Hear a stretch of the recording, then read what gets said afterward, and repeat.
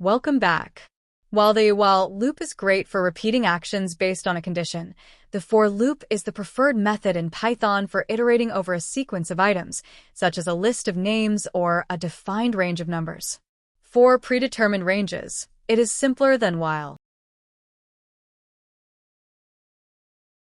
1. The basic for loop structure.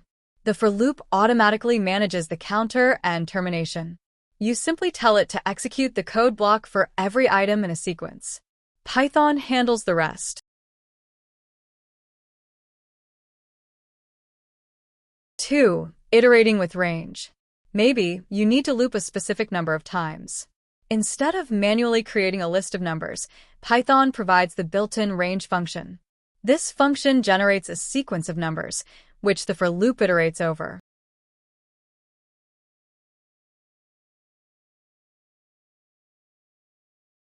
3. The step parameter.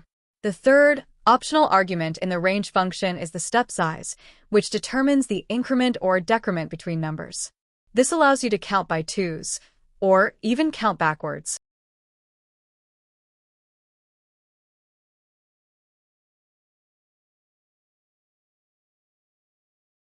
To summarize, the for loop simplifies iteration over sequences.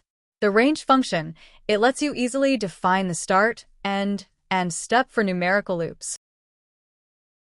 Our next lecture 09 to 10. Using for loop. See you there.